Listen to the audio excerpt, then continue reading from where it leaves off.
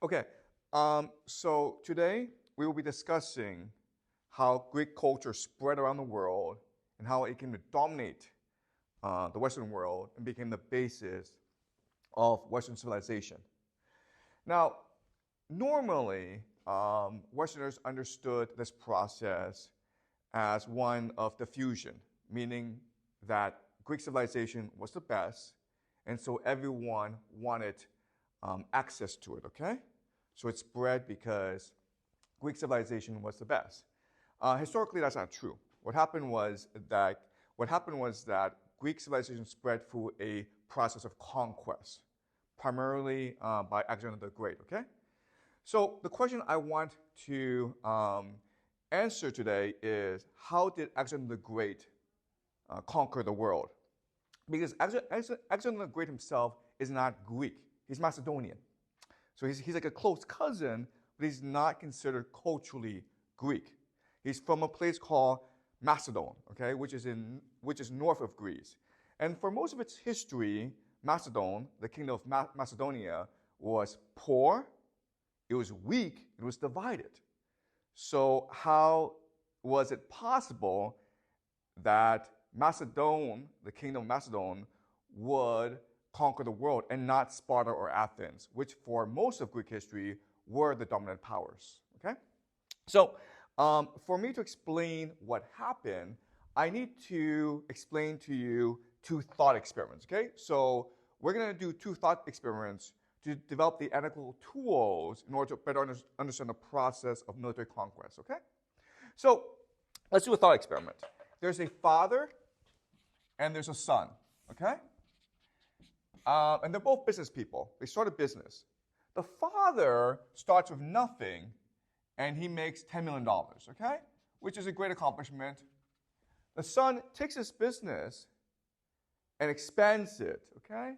And he turns $10 million, the inheritance, into $10 billion, okay? And this happens a lot. So who is the more impressive of the two, the father or the son?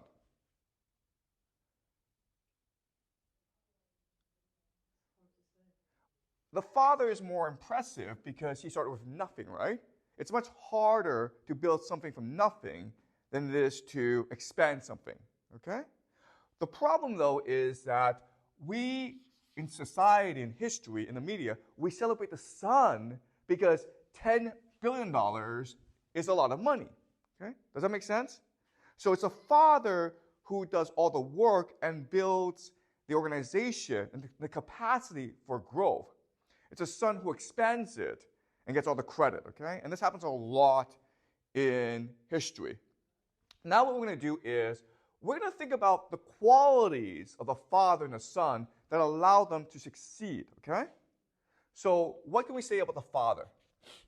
How was he able to build a great business? He is what? And the first thing we can say is he is innovative, right? Meaning he has a new idea that allows him to capture markets, okay? Now, it's possible that he stole the idea, but that also shows that he has wisdom and judgment, right? So he's innovative, or he has wisdom and judgment. Okay, does that make sense? That's the first major quality of the father. He's very innovative, okay? Or he's wise and has good judgment. Second quality about the father we can say is that he's a very effective manager of people, okay? Because remember, he has nothing.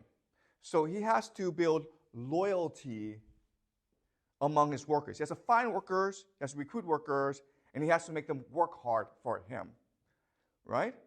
So what can he do to find good workers and ensure they work hard for him and build the business? Why would you want to go work for someone and work hard for him? Well, they pay you good money, but a lot of people pay you good money. What's different about this business? They convince you that their idea is good. Good, okay. So the vision, right? Or the dream. So the business has a vision and a dream that compels you, okay? You see the potential for growth, okay? So not only is the father innovative, but he's also a visionary. He's a dreamer, and that's what attracts you to him, okay? The other thing is that he's fair, meaning that he promotes talent, right? You want to work for someone who will treat you fairly, who will be honest with you. So if you work hard, he'll tell you, wow, you're working really hard. Thank you so much, okay? But if you're not working so hard, then he might give you some feedback on how to improve, okay? And that's very hard to do because normally, what do we humans want to do? So a good boss would promote talent. And most people would do what?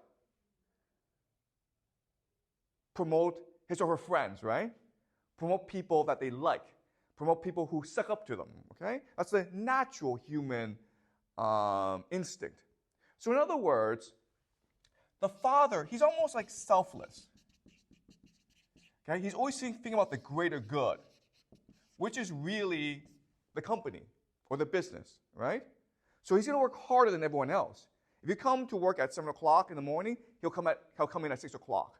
If you leave at 10 o'clock at night, he'll leave at midnight, okay? He's always working harder than you to show that he is the most loyal to the company, and that's what makes you loyal to the company as well. Okay? Does that make sense? So these are the three distinct qualities of a good business person, okay? A good founder. Innovative, a good manager of people by sharing the vision, by communicating the vision, and by being fair to people, by promoting talent, okay? And also selfless. Very disciplined, okay? We'll work very hard in order to achieve the greater good, to ensure the company succeeds. Now, it turns out that these personality traits are consistent with extremely successful people, okay? So when we study other great leaders, for example, Genghis Khan, Muhammad, then we will recognize they all share very similar personality traits. And I want you to remember the three distinct qualities that make them great world leaders, okay? The first is they are strategic to the point of visionary. This means they have a vision of what the world should be. And then they have a long-term plan on how to achieve that, okay? They're very strategic. The second thing is they are innovative to the point of revolutionary, okay? So what they understand is if you want to change the world, you must destroy the status quo. You must change the way society is structured, okay? And they're willing to do that, even though they know it'll be a very bloody process involving lots of wars, okay? That's the second quality that they have that's different from everyone else. The third quality is they are extremely disciplined to the point of selfless, okay? They are fanatical and obsessed with achieving their vision. They won't eat, they won't sleep until they achieve their vision. For them, it's all about achieving the vision and the greater good as opposed to personal happiness. Right? Does that make sense? So this is a pattern that we'll see over and over again where the great world leaders that have changed history forever have possessed these three distinct qualities that make them unique of their time, okay? And so Genghis Khan, Muhammad are two examples, but also like Napoleon and Julius Caesar, okay? Basically all the great world conquerors in human history have these similar characteristics, okay? Does that make sense? Now the son is very different, okay? So if the father succeeds because he is innovative, why does the son succeed?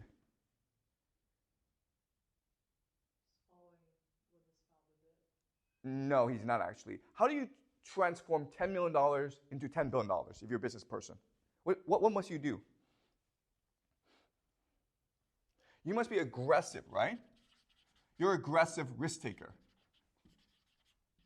The father is not a risk taker because he has no opportunities to take risks, okay? So the example here is you have $10 million. You can go to the bank and say, I have a great business. Can you lend me $1 billion so I can buy out my competitors? Okay? Now, when you do that, that's risky, but that's how you expand very quickly, right? So the first thing about the son that's very different from the father is he succeeds by taking risk that no one else are willing to take, okay? That's the first thing. Who does he promote? His father promotes talent. Who does he promote? Who does he want around him? Exactly, he wants his friends, okay? So he's going to promote loyalty, all right? If you listen to him, if you're obedient to him, if he likes you, then he will promote you, okay? The father's very different. The father will not do that. Because if you do that, that's going to hurt the internal structure of your company, right? And the father is selfless. What does the son care about? What drives him?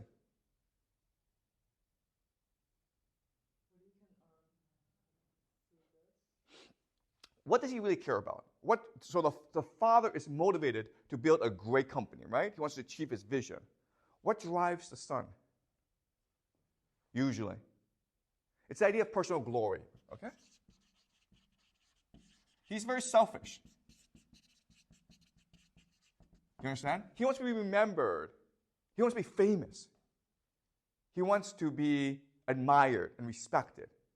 Okay? The father cares about the vision. The son cares about the personal glory. Why would the son put personal glory first? Think about his psychology. What drives him? What does he want to prove? Exactly. You understand? He's greater than his father. It's insecurity. Because everyone will say to him, you are where you are because your father built a great organization. So for him, he must prove he's better than the father by expanding and by winning glory for himself. Okay? Does that make sense? And again, we will see this pattern in human history all the time. And I want you to remember this because this describes perfectly the relationship between Philip II of Macedon, okay, the man who actually built the greatest military in the world, and Alexander the Great, who will take this army, the greatest army in the world, and conquer Persia. Okay? Does that make sense? All right? So over the next two classes, I will show you, Philip, how this relationship between the father and the son describes very well the personalities of Philip and Alexander. Okay? All right? Does that make sense? Okay? So, and this repeats itself throughout history. This makes sense to you, right? You will see this in life. You will see this throughout history. Okay? Now, the other thing I want us to look at, another thought experiment is, throughout history, what we discovered is poor countries often conquer rich countries. And for us, that's very confusing because normally we think if you are rich, you have a very strong military, you have advanced technology, and you have a lot of resources, right? And therefore, it's very hard to be conquered. But we see this throughout history all the time where poor nations, poor countries quickly conquered rich nations, okay? So how can we explain this? And to explain this, we'll do another thought experiment, okay? So let's compare North Korea with South Korea.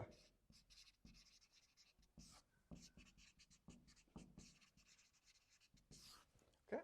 And these countries are same culture, right? Same people, but they're night and day. North Korea, we know, is poor.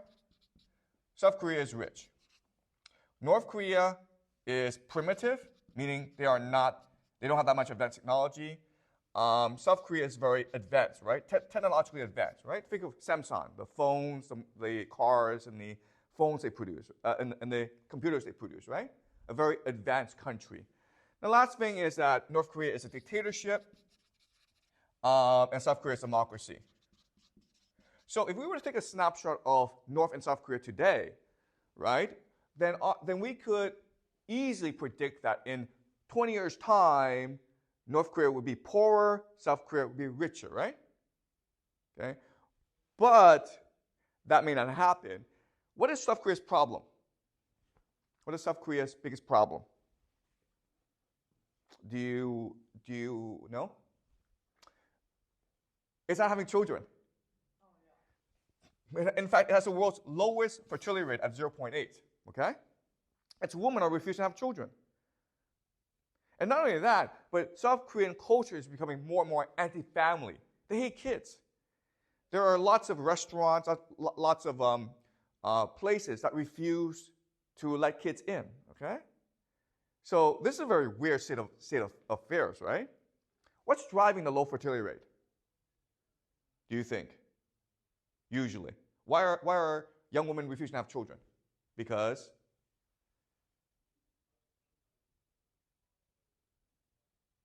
going to be expensive to raise them. Yeah, right. Inequality, right? If you feel that if you're just a normal person, the rich have all the resources, it's very hard for you to advance. So why have children? Okay? Now, North Korea doesn't have this problem, right? Because it's poor. Therefore, it has equality. And because it has equality, people there are united, right? They're not divided, they're united. And what else?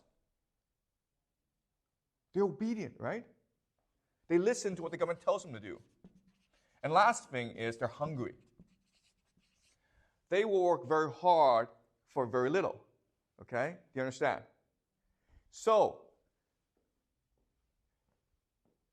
it is possible that in 20 years' time, North Korea overtakes South Korea because its people are willing to work harder than the South Korean people.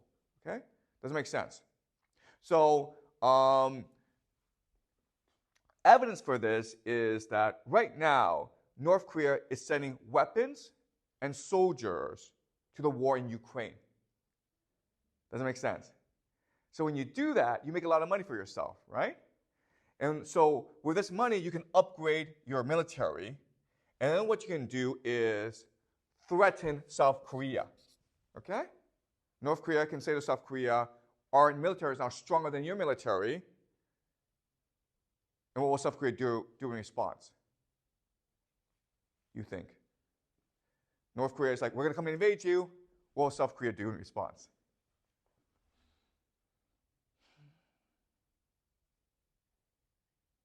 Someone wants to attack you, right? So how do you get this person not to attack you? Give them money. Exactly. Do you understand? All right? Give them money. So North Korea doesn't even have to attack South Korea. North Korea just has to threaten to attack South Korea, and South Korea will give them a lot of money not to attack. Do you understand?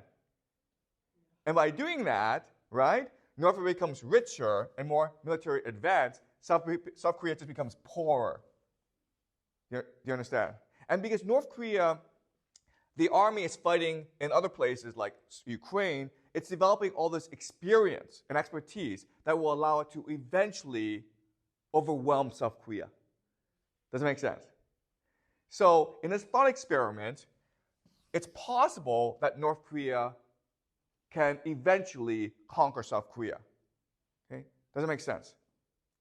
And this gives us an understanding of why Macedon, was able to conquer all of Greece, even though Macedon was by far one of the poorest places in Greece at that time. Okay? Does that make sense? Because the people are hungry, united, and obedient. All right? Any questions so far about this? Okay? So I want you to remember these two thought experiments because they will help us explain a lot of history. And I will refer to these two thought experiments some more as we go along in the course. Okay? All right? But does this make sense to you so far? Great. All right.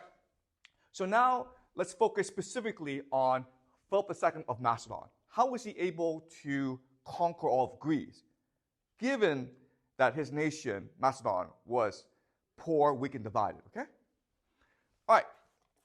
So King Philip, okay, he was born in 383 BCE, okay? And I want to talk about the world of Greece and Macedon at the time of his birth.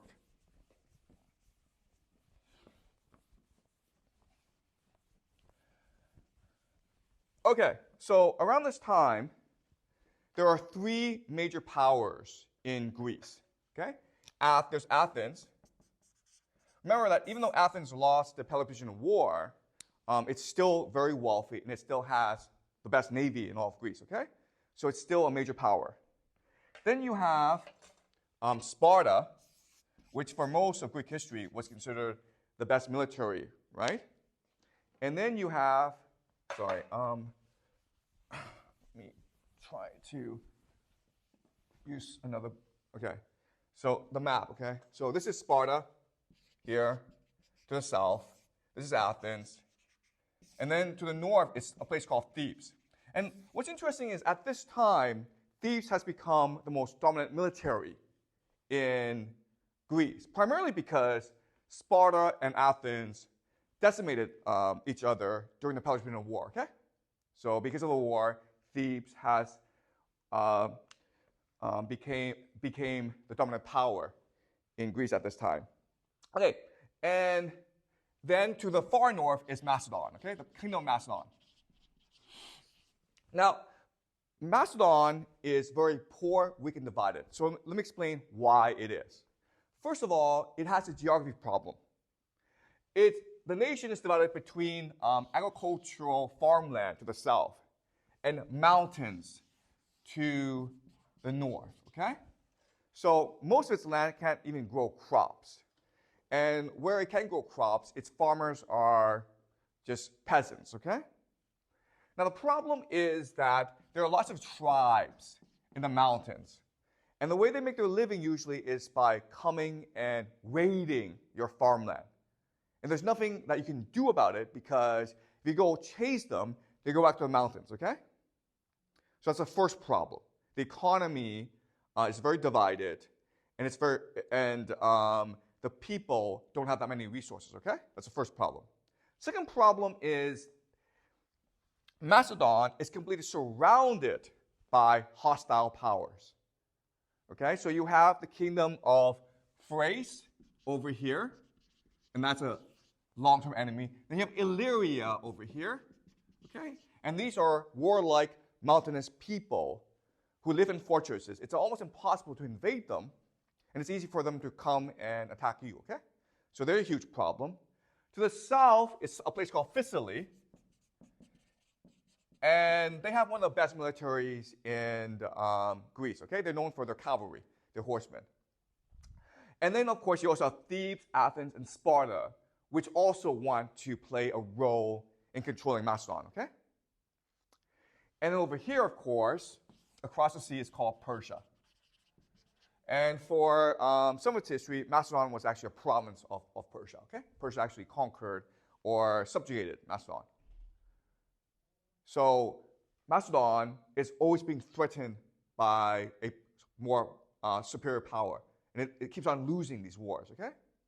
Now, the third problem it has is that it's a kingdom. It has a king.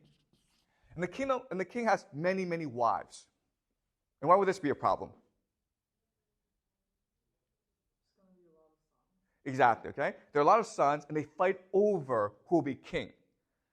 And the thing is that these sons are always supported by another foreign power, okay? Because the foreign powers want Macedon to be always in conflict, okay? So for most of its history, Macedon was poor, weak, and divided. And then Philip II changes all that. So he's born in 383, and then from 369 to 365, for about 5 years, he's a hostage in Thebes. The reason why is Macedon lost a war to Thebes, and to ensure that Macedon does not rebel against Thebes, Macedon had to send hostages. And so Philip was a hostage in Thebes. But he's a prince, so he's treated very, very nicely in Thebes. And he can do whatever he wants.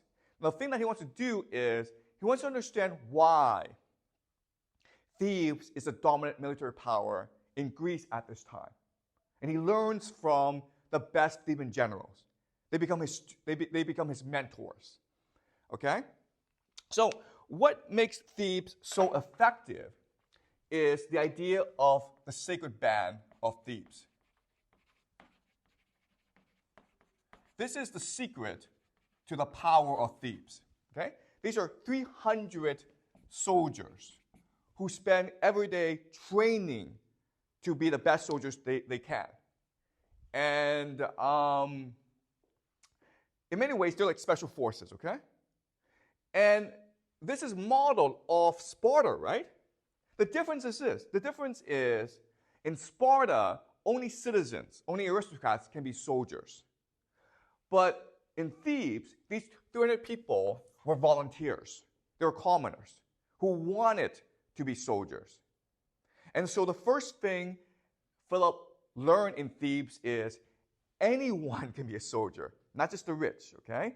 With proper training, anyone can learn to be a great soldier. That's the first thing he learned. Second thing he learned is when you have an elite group of soldiers, it's really about how to use them effectively, okay? So the traditional warfare in Greece at this time is called a phalanx, right? The hoplite phalanx, okay? So remember, it is like a moving wall. They move together slowly and try to crush the enemy, okay? The innovation the Thebans did was say, we're going to do a slant, okay? The reason why is when you do a slant, you can put the 300 sacred band first against the best soldiers of the enemy, okay? And we know that in a fair fight, these 300 will always destroy the first soldiers of the enemy. But when you do that, there's a massive psychological effect, right? And so what happens is the phalanx breaks formation. And if the phalanx breaks formation and people start running away, they're all dead. Okay? So that is the major innovation of Thebes at this time. Okay? And from the best generals of Thebes, okay, Philip understood the importance of discipline in an army. And this is new, okay? Because in Greece, remember, the Spartans had discipline, but most armies, like the Athenians, they were citizen soldiers. They did this for fun. They did this as a civic duty. They did this part-time, okay? So they weren't really training when they weren't fighting. Now, when you train, you develop discipline. With discipline, you have three major strengths, okay? The first major strength that you have is the idea of mobility, speed. And what this means is your army can march much faster than other armies, okay? So maybe this is important because maybe you want to attack a city, right? If you get there really fast and you're able to siege a city and destroy it, the city cannot ask for reinforcements, okay? Because reinforcements will come too slowly. Does that make sense? Okay? So this is a major innovation, the idea of mobility, okay? Second is the idea of coordination.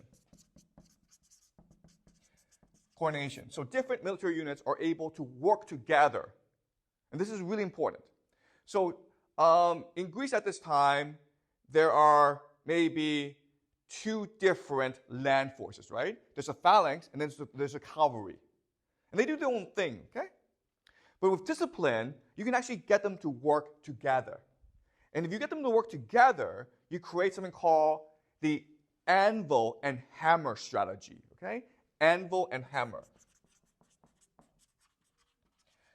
Okay, so the idea of an anvil is you put something in place, okay? And the hammer is you just knock that thing apart, okay? So in this attack, the cavalry becomes the hammer. The anvil is a phalanx. So with discipline, the phalanx is able to lock the other enemy army in place, okay? And then what happens is the cavalry sees this, and they stream in from the back and destroy the enemy. Does it make sense? It's called the anvil and hammer strategy. And the Thebans used it, but Philip started to use it as well. And you can use this with discipline, okay? If every soldier knows his or her role in the army. And with coordination, you can also have the idea of flexibility. Okay? So remember, the Greeks fought using the hoplite phalanx, and that's it. But what Philip understood is, hey, if I have coordination, I can change my strategy and tactics according to the enemy, right? So he had different units. He had archers. He had shield bearers, okay? People whose job was to hold shields. He had phalanx, and he had cavalry. And in response to different enemies, he would change his strategy using these different units. Okay? Does that make sense? And so as over time, this army, if you have these three things, mobility, coordination, and flexibility, you'll be invincible. No one could beat you, okay? Because the very idea that an army could do this at that time was unheard of. Okay? Does that make sense? All right? So that's what he learned in Thebes. It is possible for you to transform your army in a way that makes it highly disciplined. And once you have discipline, it will become invincible. Okay? So he became resolved to take all this education and transform the Macedonian army. Okay? He got his chance in 359. Okay? The reason why is his brother died, and the brother's son, his nephew, was too young. So he became regent, okay? He became the sort of placeholder before the son can become of age, okay? But once he became regent, he basically became de facto king for his entire life. And as regent, he was determined to transform the Macedonian military. And at this time, the Macedonian military was getting destroyed by everyone, okay? Illyria attacked and destroyed the army. Thrace attacked and destroyed the army, okay? The Macedonian army was a complete joke. And he became determined to transform it. And what he recognized is, if I want to transform the army, I need to turn it into a meritocracy. Okay? Meritocracy. So traditionally, because in Macedon you have a nobility, it's always all decisions are made by social status. Okay. So a person rises according to his social status as opposed to his merit. And Philip was determined to change that. And the thing that he did that was extremely controversial was he made the cavalry, which was full of nobility, equal to the infantry, which was made of commoners, peasants, okay? So in this new system, as long as you perform well in battle, you'll be promoted, okay? And one of the people he promoted very heavily, and who would become his most successful general, his name is Parmenion, okay? I want you to remember this guy, Parmenion, okay?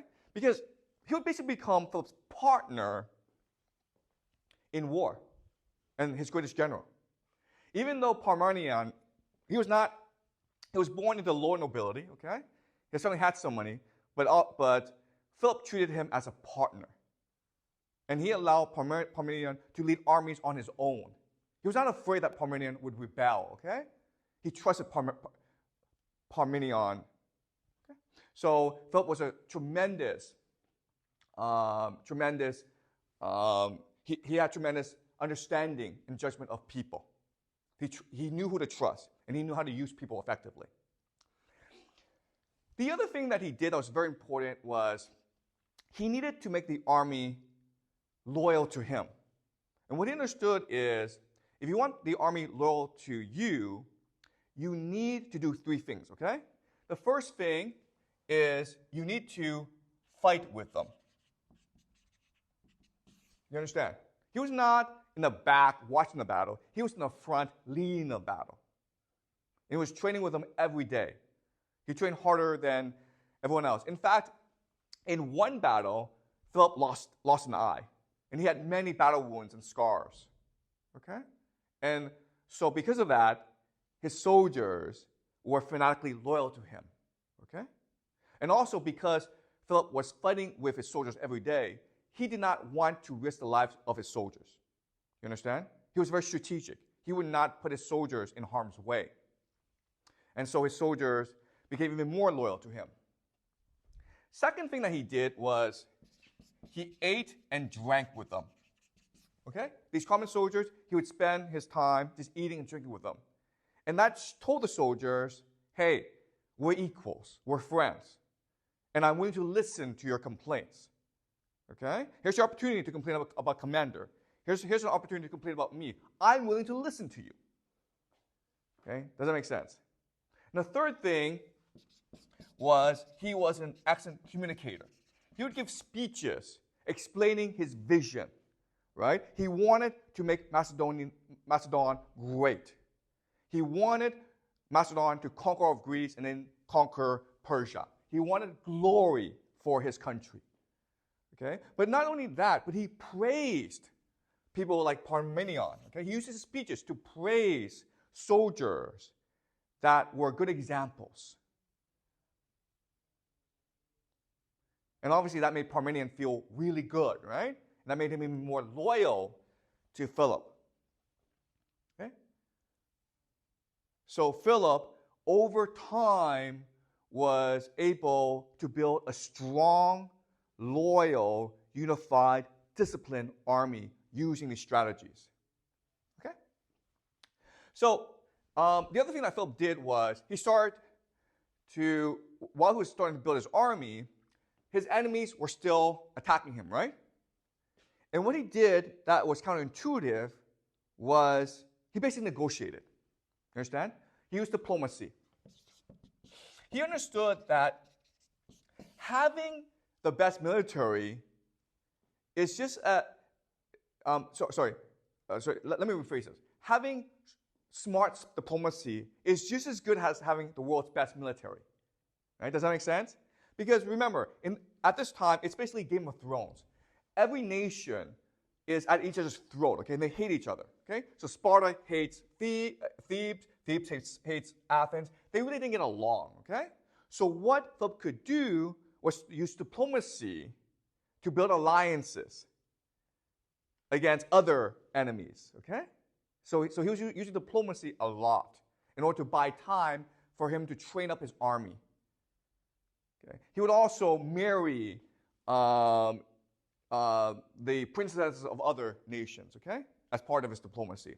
So Philip was known as a great strategist, but much more importantly, he was known also as a brilliant diplomat, someone who knew how to negotiate and deceive his enemies. Okay? So after he started to build his army, he started to make his move, okay? The first thing he did was he basically secured his northern frontier. He got into these wars with his enemies to the north, and he secured his northern frontier. That's important, okay? Because he wants to move into the south eventually, but he needs to make sure that he's not attacked from behind, okay? So that's the first thing he does. Second thing that he does is in 347, he invades a city called Thebes, and he conquers it. This is important because Thebes has gold mines.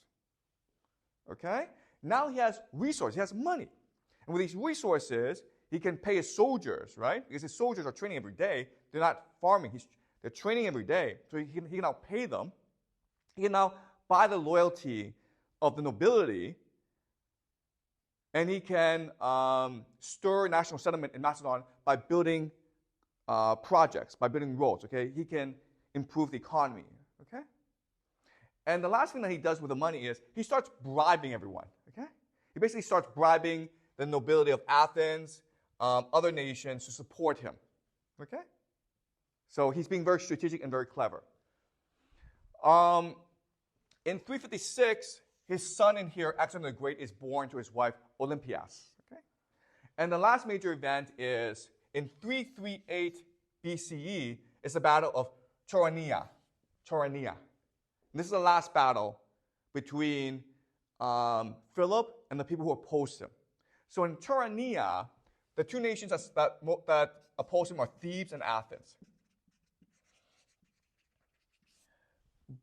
But at this time, the problem is the great generals of Thebes have all died, okay? And Athens, Philip basically brought the aristocracy to support him. So Athens didn't really put out a great army. And in this battle of Chaeronea, Philip II, with his modern, highly disciplined, loyal army, destroyed everyone, okay? He crushed Thebes, he crushed Athens, and he united all of Greece. So he destroyed the entire army of Athens, and he almost destroyed Thebes. But what happened was, when it was clear that Thebes was about to lose the battle, the sacred band of Thebes, okay, stood in the way.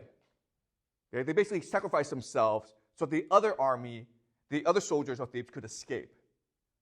Okay? And so the sacred band of Thebes was forever destroyed.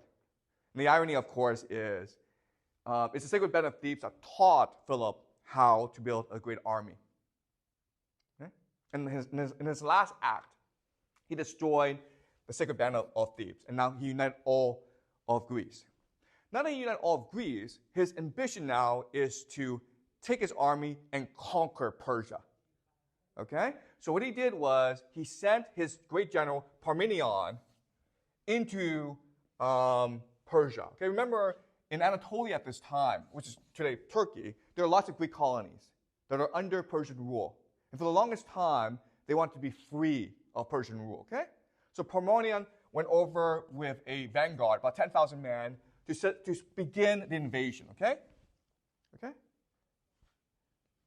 And Philip was about to go over and lead the invasion, but his daughter was about to get married, okay? So he had to attend the wedding.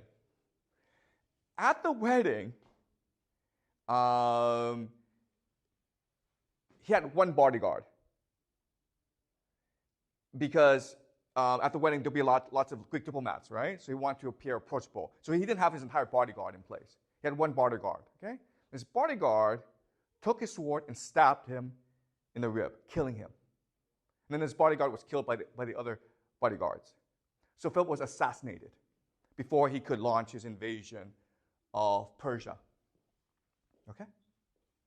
And when he died, it was like 337, okay? Okay? So Philip was really in the prime of his life. He had like 30, 40 years of military conquest to go. Okay? He died very young. And his son, Alexander, who was like 18, 19 at this time, he now became king. It was Alexander who would lead his army into Persia and conquer all Persia and move all the way to India, or Pakistan, really. Okay? So for the longest time, historians do not know what happened. How is it possible for this great man, Philip II, to be assassinated in the prime of his life? All right? Now, there are three explanations. There are three major explanations. The first explanation is it was Persia. Persia knew that Philip was about to invade, and so they hired the bodyguard to kill him, okay? That's the first explanation. Second explanation is it was personal. So the story is very complicated, but apparently the bodyguard and Philip were lovers, okay? They were homosexual lovers, and then Philip found someone else, and the bodyguard became very jealous. And so it's a very complicated story, okay? It was personal. And then there's one more explanation. The other explanation was it was the mother of Alexander, Olympias, and Alexander, okay? Right? So these are the three explanations. So if you want to, and honestly, we'll never ever know what happened, okay? But if you want to evaluate a murder, you always look at two things. Look at opportunity. Who had the chance to kill him? You look at motive. Okay? Do you understand? So if you look at these two things, let's evaluate all three possibilities. Persia. Okay, it had the motive, but it didn't have the opportunity. Do you understand? How could it access Philip's inner court, right? And Philip's not a dumb guy. He would know exactly who to trust and who not to trust. And usually, if Persia was afraid of Philip, what they could do was basically give Sparta and Athens all our money to attack Philip, right? So I don't think it's Persia. I think most people agree it was not Persia, okay? Second possibility is it was personal. And that's kind of strange, right? Because Philip, he's very good at inspiring loyalty from others. He's also good at reading people, right? So I don't think it was personal. I mean, it could be, but I don't think it is, okay? And this leaves us the possibility of Olympias and Alexander. And here it makes sense because they both have both the motive and the opportunity, okay? So let me first explain motive. The motive is very easy, okay, to understand. If Philip were to die, Alexander would become king, right? And this is at the height of the glory of Macedon. They have the world's greatest military. They conquered all of Greece. Persia is an easy target, okay? And maybe they were afraid that if Philip goes to Persia, it'll be too late. The other problem is Philip is an excellent judge of character. And what's clear about Alexander, from a very early age, is he was a very violent young man. He couldn't really control his emotions. If you're Philip, right, you're kind of like, do I really want this guy to be the heir to my empire? Could he manage the empire? Plus, remember, Philip has a lot of wives, right? So over time, he could have new sons. Okay? Does that make sense? So the motive is very clear. And the opportunity makes sense because they're all one family, right? The bodyguard is in constant communication with Olympias. Okay? And what gives evidence? What provides evidence for this line of thinking is after the death of Philip's bodyguard named Pausanias, Olympias actually made a monument to him. Okay? And next class, when we look at the life of Alexander, we will see a lot of evidence that suggests he wanted his father dead. Okay? Maybe he didn't participate in the killing of his father, in the plotting of the assassination, but he clearly wanted his father dead. Okay? And next class, we will discuss this.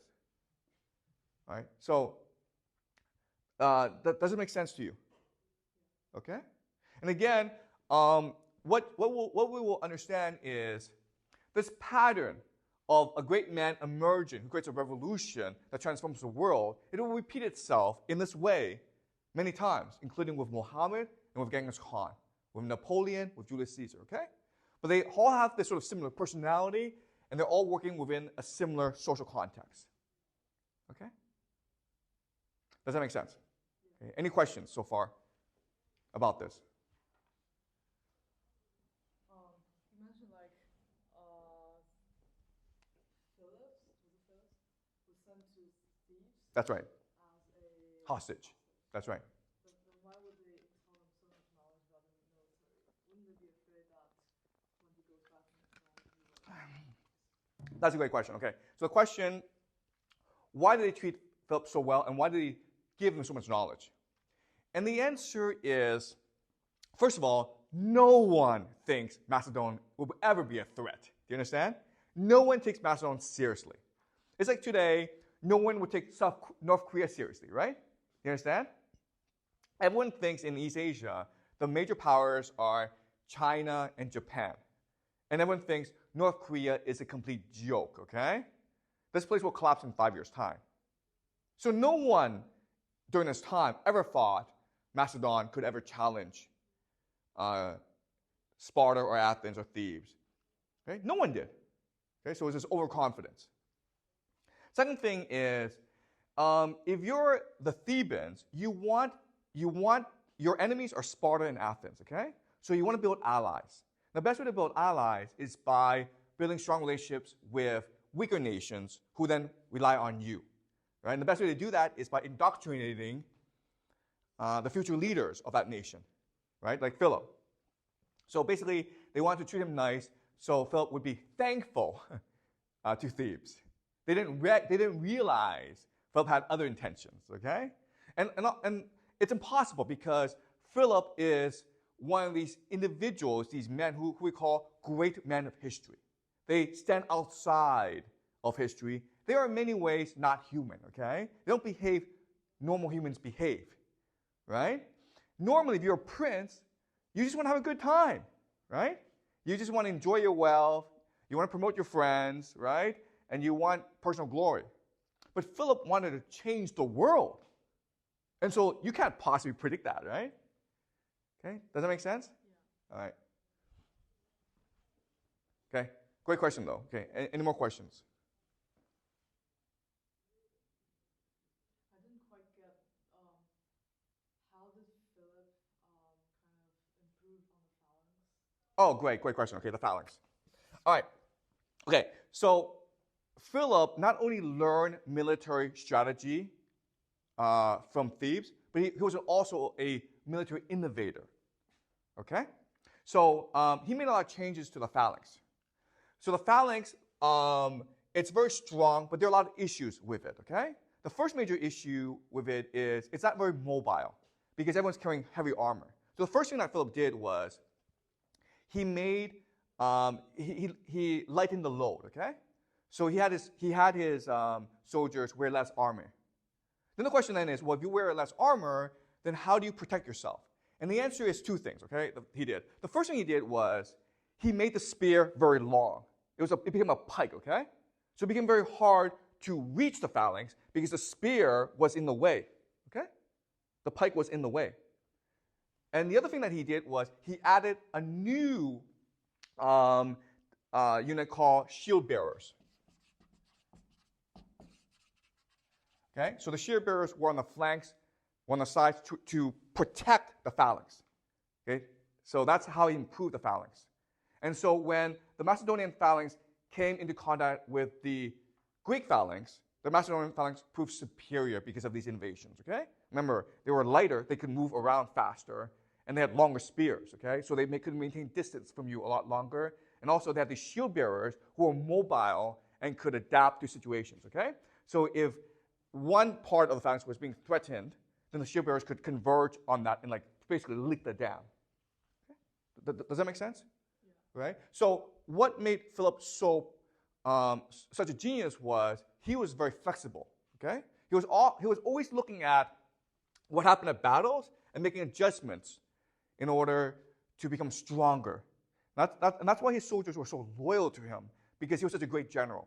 And he put the lives of his men first and foremost, okay? And what we will discover next class is Alexander is the complete opposite. He's always risking the lives of his men. Okay? Does that make sense? Yeah. Okay, any more questions? But that's a great question, yeah, sorry. So I obviously don't have enough time to go into all the details, okay? There's a lot of changes, okay? But the phalanx is a major innovation.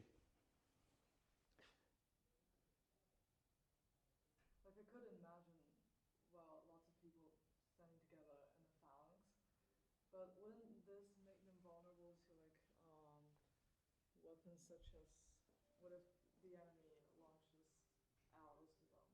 Right. You have the shield bearers in place. What about above you? Excuse me? It's above you. Above you? Yeah. Okay, well, they have helmets, and they have shields as well. Okay, do you understand? So the shield is really mobile. That's right. Yeah, so the shield bearers were really the secret sauce of the Macedonian army, okay? Because the shield bearers were meant to resolve any issues that might arise in battle. Yeah, but yeah. Do you understand how this works? Okay. Again, but you have the flexibility because these are extremely disciplined and loyal men. Okay. And what we will discover is when we get to Alexander is even though Alexander was bold and aggressive, he would make mistakes, but the loyalty and discipline of the Macedonian army would compensate for a lot of his strategic mistakes, okay? Does that make sense? Great. Any more questions? Okay, so was this interesting for you? Yeah. Okay, and this is clear, right? Okay, because again, the thing about this class that's different is we build on all this knowledge, okay? We will see how military strategy changes over time. And we'll see how the Greeks, the Macedons, will influence Greek culture, okay? All right. So next class, we will do Alexander the Great.